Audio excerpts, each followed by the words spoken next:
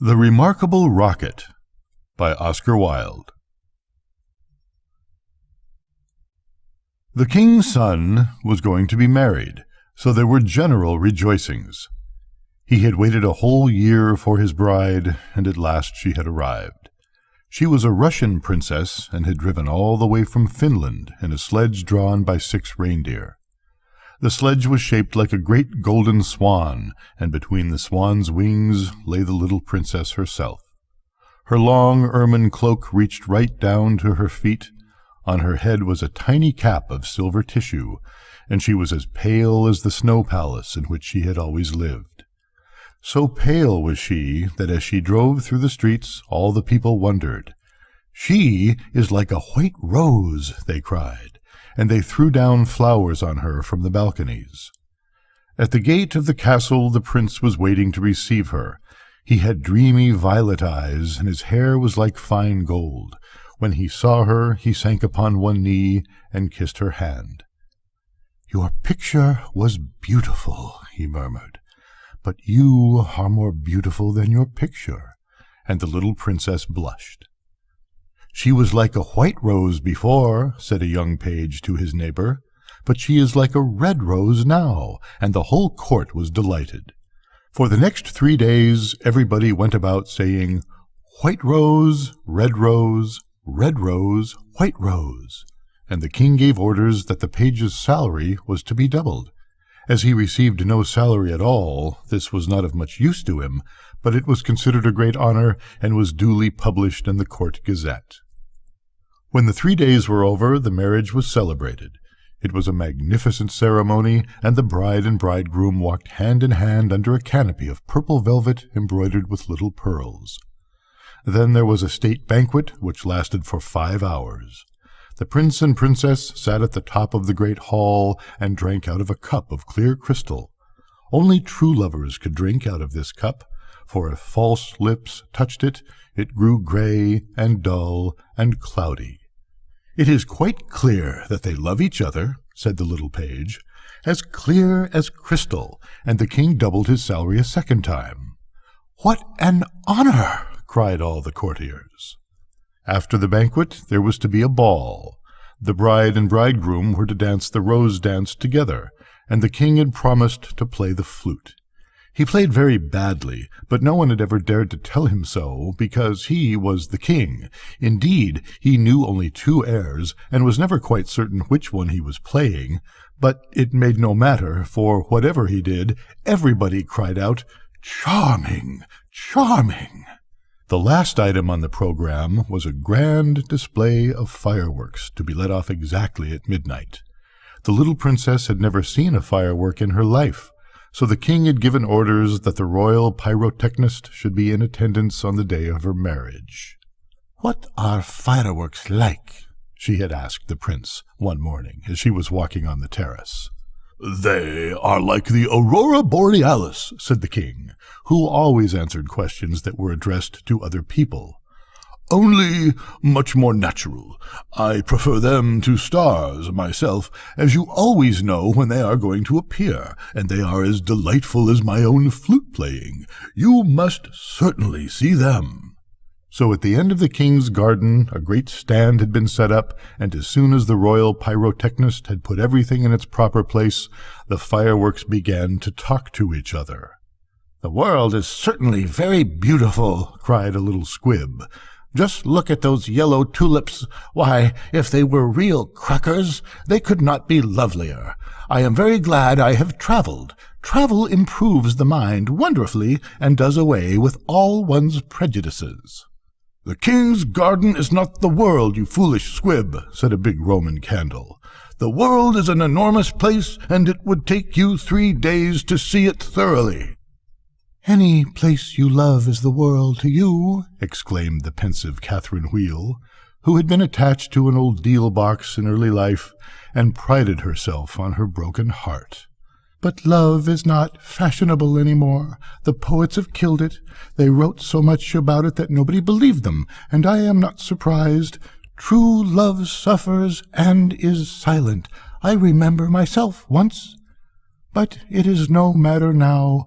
Romance is a thing of the past." "Nonsense," said the Roman candle. "Romance never dies. It is like the moon, and lives forever. The bride and bridegroom, for instance, love each other very dearly.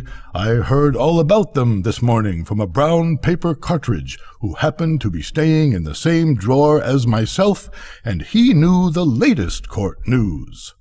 But the Catherine Wheel shook her head. "Romance is dead. Romance is dead. Romance is dead," she murmured. She was one of those people who think that if you say the same thing over and over a great many times, it becomes true in the end. Suddenly, a sharp, dry cough was heard, and they all looked round. It came from a tall, supercilious-looking rocket who was tied to the end of a long stick. He always coughed before he made any observation so as to attract attention. "Ahem! Ahem!" he said, and everybody listened except the poor Catherine Wheel, who was still shaking her head and murmuring, "Romance is dead." "Order! Order!" cried out a cracker. He was something of a politician, and had always taken a prominent part in the local elections, so he knew the proper parliamentary expressions to use. "Quite dead," whispered the Catherine Wheel, and she went off to sleep. As soon as there was perfect silence, the rocket coughed a third time, and began. He spoke with a very slow, distinct voice, as if he was dictating his memoirs, and always looked over the shoulder of the person to whom he was talking.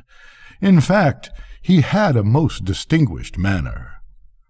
"How fortunate it is for the king's son," he remarked, "that he is to be married on the very day which I am to be let off. Really, if it had been arranged beforehand, it could not have turned out better for him. But princes are always lucky." "Dear me," said the little squib, "I thought it was quite the other way, that we were to be let off in the prince's honor." "It may be so with you," he answered. "Indeed, I have no doubt that it is. But with me it is different. I am a very remarkable rocket, and come of remarkable parents. My mother was the most celebrated Catherine Wheel of her day, and was renowned for her graceful dancing. When she made her great public appearance, she spun round 19 times before she went out, and each time that she did, so she threw into the air 7 pink stars. She was 3 feet and a half in diameter, and made of the very best gunpowder. My father was a rocket like myself, and of French extraction. He flew so high that the people were afraid that he would never come down again. He did, though, for he was of a kindly disposition, and he made a most brilliant descent in a shower of golden rain. The newspapers wrote about his performance in very flattering terms. Indeed, the Court Gazette called him a triumph of pyrotechnic art. Pyrotechnic, you mean," said the Bengal Light. "I know it is pyrotechnic, for I saw it written on my own canister." "Well, I said pyrotechnic," answered the rocket in a severe tone of voice, and the Bengal Light felt so crushed that he began at once to bully the little squibs in order to show that he was still a person of some importance. "I was saying," continued the rocket, what was I saying?" "You were talking about yourself," replied the Roman candle. "Of course, I knew I was discussing some interesting subject when I was so rudely interrupted. I hate rudeness and bad manners of every kind, for I am extremely sensitive. No one in the whole world is so sensitive as I am quite sure of that." "What is a sensitive person?" said the cracker to the Roman candle. "A person who, because he has corns himself, always treads on other people's toes," answered the Roman candle in a low whisper, and the cracker nearly exploded with laughter. "Pray, what are you laughing at?" inquired the rocket. "I am not laughing." "I am laughing because I am happy," replied the cracker. "That is a very selfish reason," said the rocket angrily. "What right have you to be happy? You should be thinking about others. In fact, you should be thinking about me. I am always thinking about myself, and I expect everybody else to do the same. That is what is called sympathy. It is a beautiful virtue, and I possess it in a high degree. Suppose, for instance, anything happened to me tonight. What a misfortune that would be for everyone! The prince and princess would never be happy again, their whole married life would be spoiled, and as for the king, I know he would not get over it.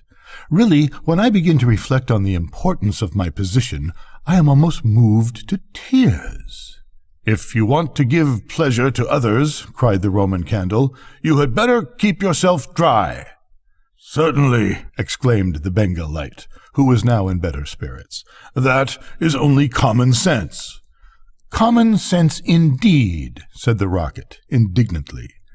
"You forget that I am very uncommon and very remarkable. Why, anybody can have common sense, provided that they have no imagination. But I have imagination, for I never think of things as they really are.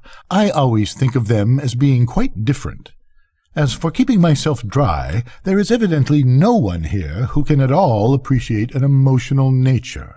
Fortunately for myself, I don't care. The only thing that sustains one through life is the consciousness of the immense inferiority of everybody else, and this is a feeling I have always cultivated. But none of you have any hearts. Here you are laughing and making merry, just as if the prince and princess had not just been married." "Well, really," exclaimed a small fire balloon. "Why not? It is a most joyful occasion, and when I soar up into the air, I intend to tell the stars all about it. You will see them twinkle when I talk to them about the pretty bride." "Ah, what a trivial view of life," said the rocket. "But it is only what I expected. There is nothing in you. You are hollow and empty. Why, perhaps the prince and princess may go to live in a country where there is a deep river, and perhaps they may have one only son, a little fair-haired boy with violet eyes like the prince himself. And perhaps some day he may go out to walk with his nurse, and perhaps the nurse may go to sleep under a great elder tree, and perhaps the little boy may fall into the deep river and be drowned. What a terrible misfortune! Poor people, to lose their only son! It is really too dreadful! I shall never get over it." "But they have not lost their only son," said the Roman candle. "No misfortune has happened to them at all." "I never said that they had," replied the rocket. "I said that they might. If they had lost their only son, there would be no use in saying anything more about the matter. I hate people who cry over spilt milk. But when I think that they might lose their only son, I certainly am much affected." "You certainly are," cried the Bengal light. "In fact, you are the most affected person I ever met." "You are the rudest person I ever met," said the rocket, "and you cannot understand my friendship for the prince." "Why, you don't even know him," growled the Roman candle. "I never said I knew him," answered the rocket. "I dare say that if I knew him, I should not be his friend at all. It is a very dangerous thing to know one's friends." "You had really better keep yourself dry," said the fire balloon. "That is the most important thing." "Very important for you, I have no doubt," answered the rocket. "But I shall weep if I choose." And he actually burst into real tears, which flowed down his stick like raindrops, and nearly drowned two little beetles who were just thinking of setting up house together, and were looking for a nice dry spot to live in. "He must certainly have a truly romantic nature," said the Catherine Wheel, "for he weeps when there is nothing at all to weep about." And she heaved a deep sigh and thought about the deal box. But the Roman candle and the Bengal light were quite indignant, and kept saying, "Humbug! Humbug!" at the top of their voices. They were extremely practical, and whenever they objected to anything, they called it humbug. Then the moon rose like a wonderful silver shield, and the stars began to shine, and a sound of music came from the palace. The prince and princess were leading the dance. They danced so beautifully that the tall white lilies peeped in at the window and watched them, and the great red poppies nodded their heads and beat time.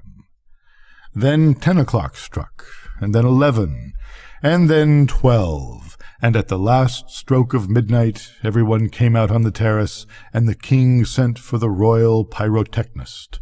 "Let the fireworks begin," said the king, and the royal pyrotechnist made a low bow and marched down to the end of the garden. He had 6 attendants with him, each of whom carried a lighted torch at the end of a long pole. It was certainly a magnificent display.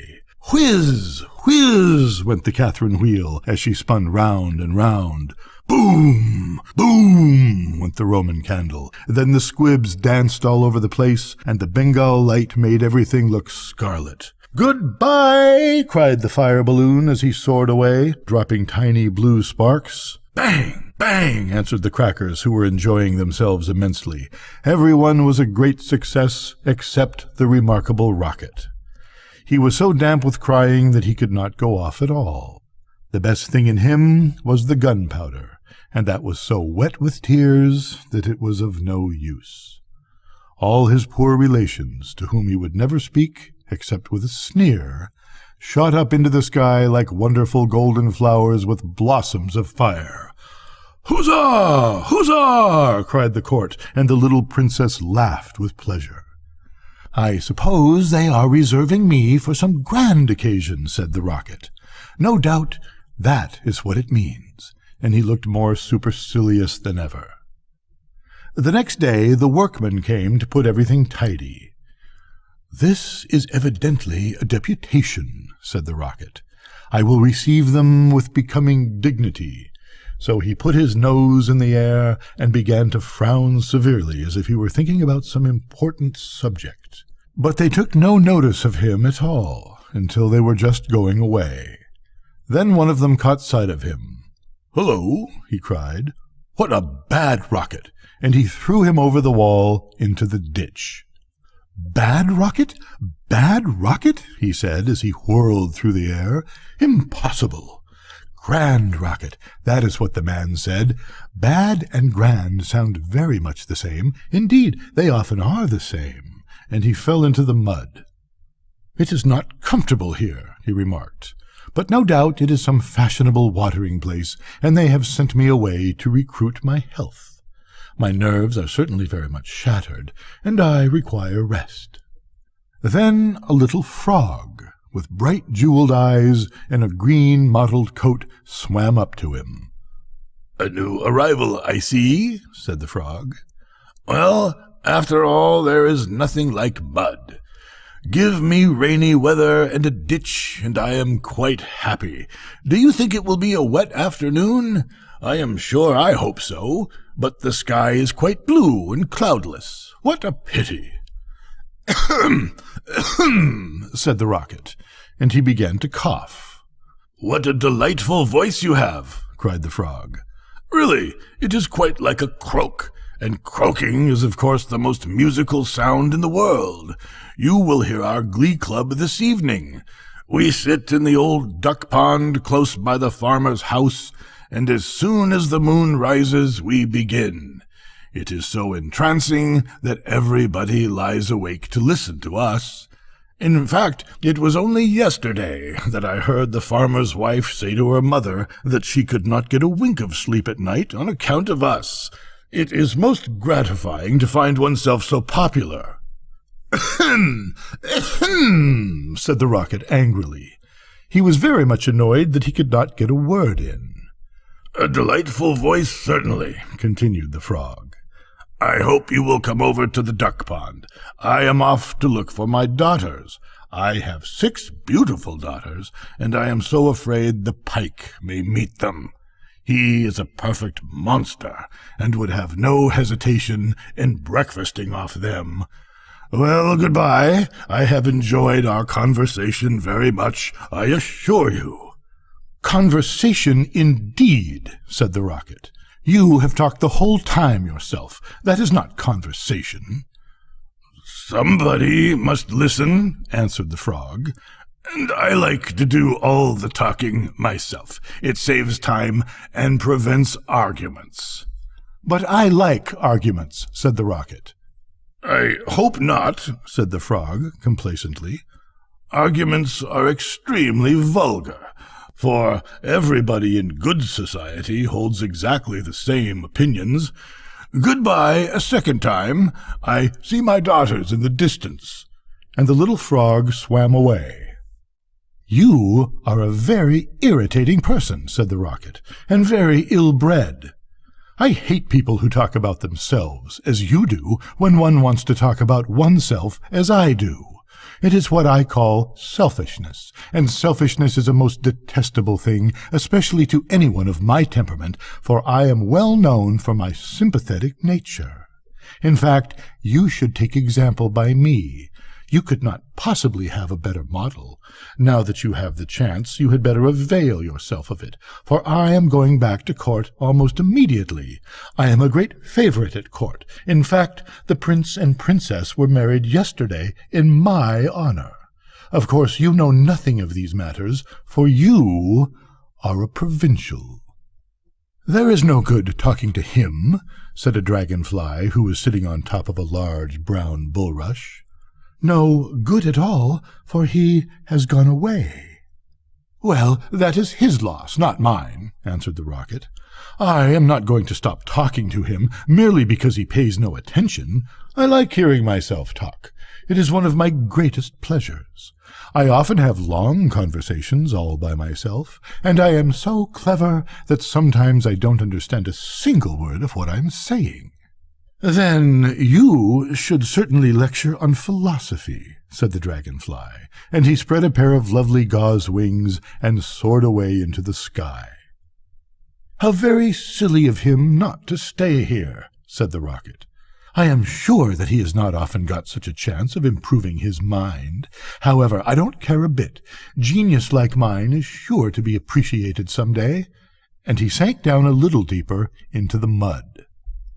After some time, a large white duck swam up to him. She had yellow legs and webbed feet, and was considered a great beauty on account of her waddle. Quack, quack, quack, she said.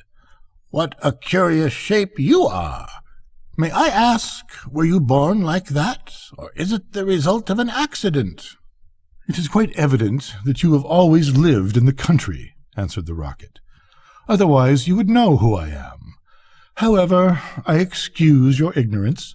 It would be unfair to expect other people to be as remarkable as oneself. You will no doubt be surprised to hear that I can fly up into the sky and come down in a shower of golden rain. I don't think much of that, said the duck, as I cannot see what use it is to anyone. Now, if you could plough the fields like the ox, or draw a cart like the horse, or look after the sheep like the collie dog, that would be something.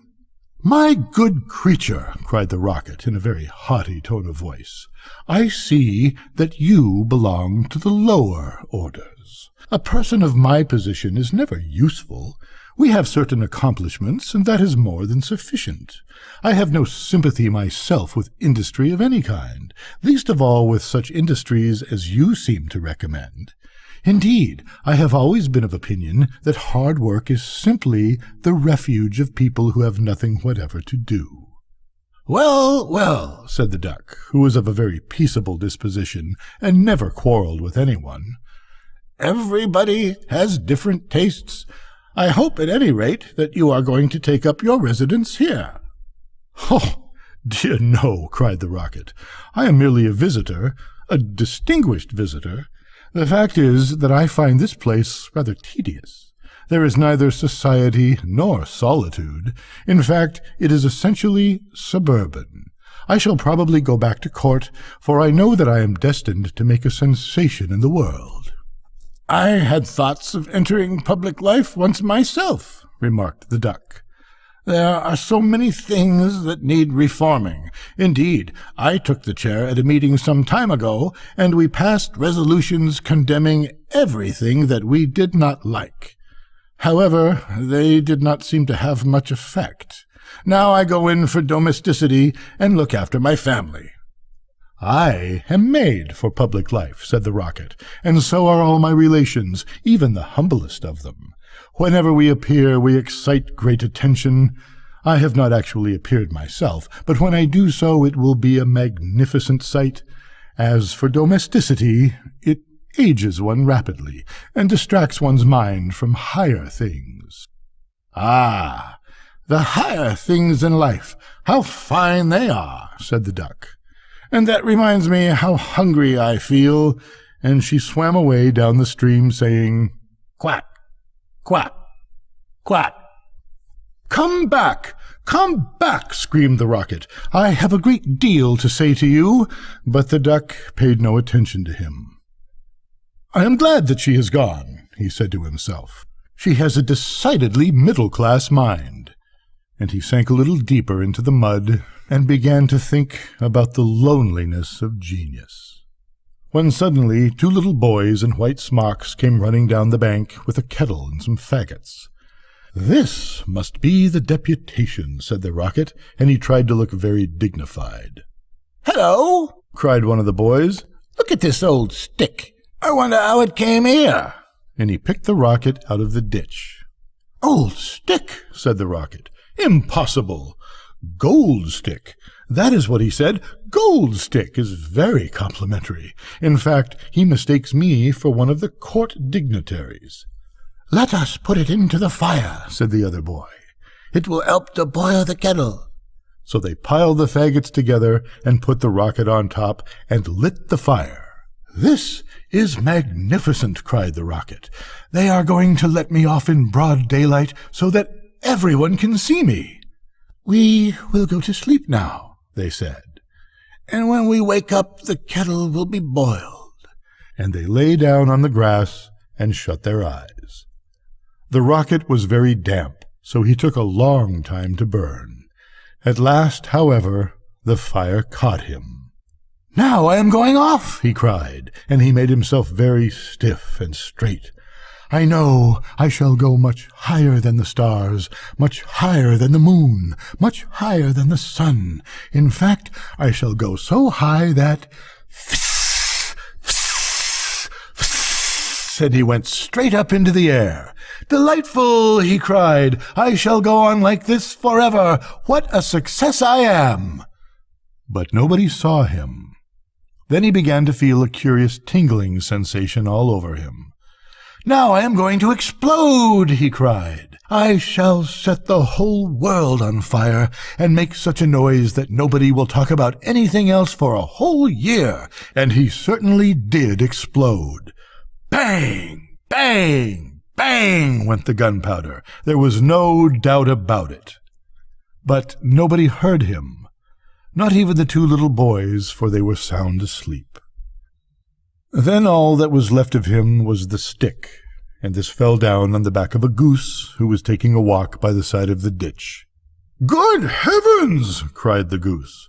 "It is going to rain sticks!" And she rushed into the water. "I knew I should create a great sensation," gasped the rocket. And he went out. Good night, Nora.